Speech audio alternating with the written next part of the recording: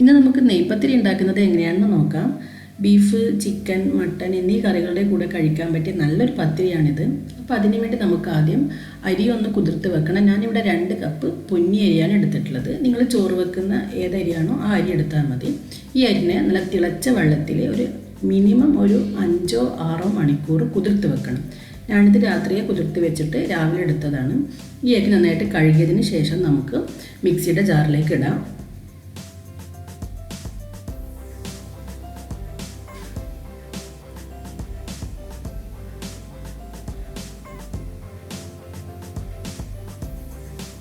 ഇതിലേക്ക് ഒരു ചെറിയ സവാള ചെറിയ കഷ്ണങ്ങളാക്കിയത്,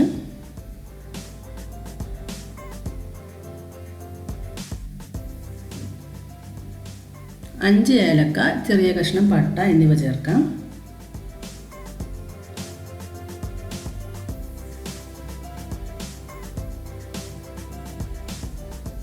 ഒന്നര ടേബിൾ സ്പൂൺ പെരിഞ്ജീരകം,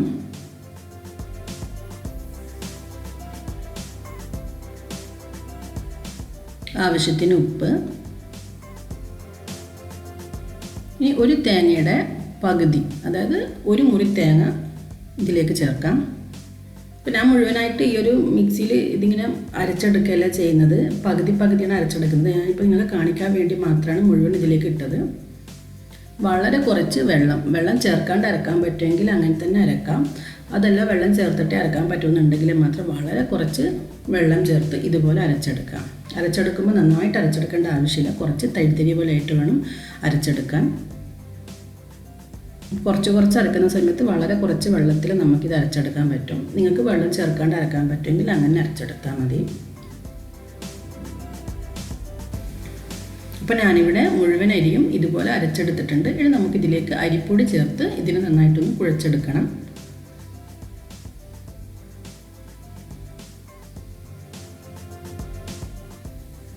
വെള്ളം ചേർക്കാണ്ട് അരച്ചതാണെങ്കിൽ അരിപ്പൊടിയുടെ ആവശ്യമില്ല. പക്ഷെ ഞാനിവിടെ കുറച്ച് വെള്ളം ചേർത്തിട്ടുണ്ട്. ഞാനിവിടെ പത്തിരിപ്പൊടി എടുത്തിട്ടുണ്ട്. ഇതിൽ നിന്ന് നമുക്ക് ആവശ്യത്തിന് അരിപ്പൊടി എടുത്ത് നന്നായിട്ടൊന്ന് കുഴച്ചെടുക്കാം. ഒരുപാട് വെള്ളം ചേർത്ത് അരക്കുന്ന സമയത്ത് ഒരുപാട് അരിപ്പൊടി ഇടേണ്ടി വരും. അരിപ്പൊടി കൂടിയാൽ നമ്മുടെ പത്തിരി നല്ല ഹാർഡായി പോകും. അപ്പോൾ അതുകൊണ്ട് അരിപ്പൊടി വളരെ കുറച്ച് ചേർക്കാൻ ശ്രമിക്കുക. വളരെ കുറച്ച് വെള്ളം ചേർത്ത് അരക്കുകയാണെങ്കിൽ നമുക്ക് കുറച്ച് അരിപ്പൊടി ഇട്ടിട്ട് ഇത് നന്നായിട്ട് കുഴച്ചെടുക്കാൻ പറ്റും.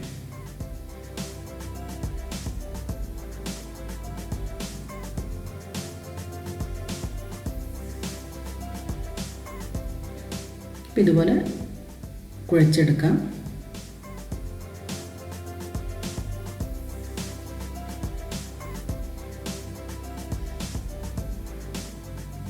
ഇനി നമുക്കിതിനെ പരത്തിയെടുക്കാം. ഞാനിവിടെ ഒരു ബട്ടർ പേപ്പർ എടുത്തിട്ടുണ്ട്.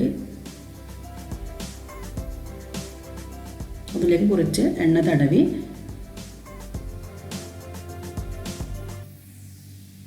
കുറച്ച് എണ്ണ നമ്മുടെ കയ്യിലും തടവിയിട്ട് ഇതിന് ഓരോ ബോൾ എടുത്തിട്ട് നമുക്കിതിനെ പരത്തിയെടുക്കാം. ഇതുപോലെ ചെറിയ ബോൾസാക്കി എടുക്കണം മാവ്. എന്നിട്ട് പരത്തിയെടുക്കുന്ന സമയത്ത് നമ്മുടെ കൈയുടെ ഈ ഒരു ഭാഗം വെച്ചിട്ട് വേണം പരത്തിയെടുക്കാൻ.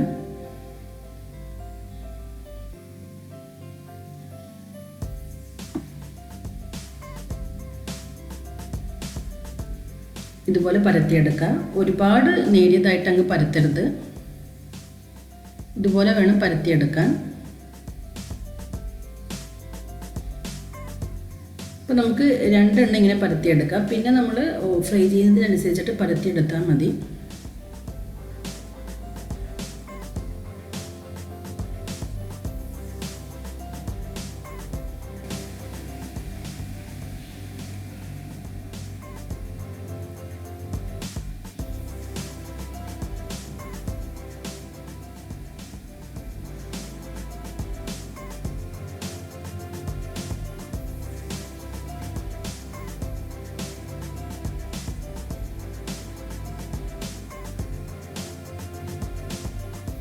അപ്പോൾ നമുക്കിതുപോലെ 2 പത്തിരി പരത്തിയെടുത്തതിന് ശേഷം ഇതിനെ ഫ്രൈ ചെയ്തെടുക്കാം.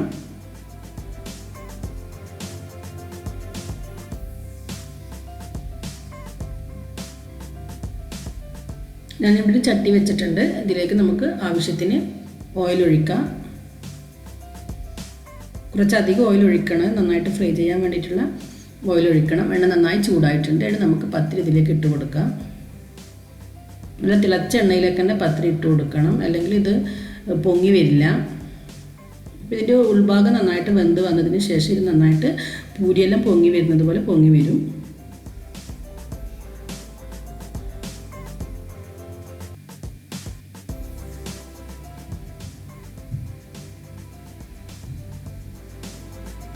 ഇപ്പോൾ നമ്മുടെ നെയ്പത്തിരി നന്നായിട്ട് പൊങ്ങി വന്നിട്ടുണ്ട്. ഇനി നമുക്കിതിനെ തിരിച്ചിടാം.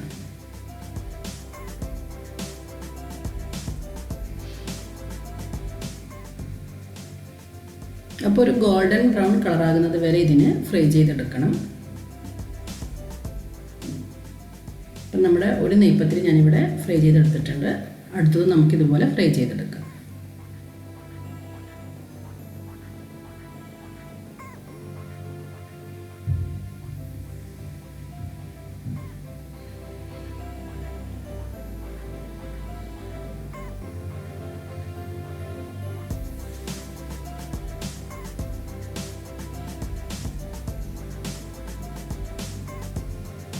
ഇപ്പോൾ ഇതുപോലെ മുഴുവൻ നെയ്പത്തിരിയും ഫ്രൈ ചെയ്തെടുക്കാം.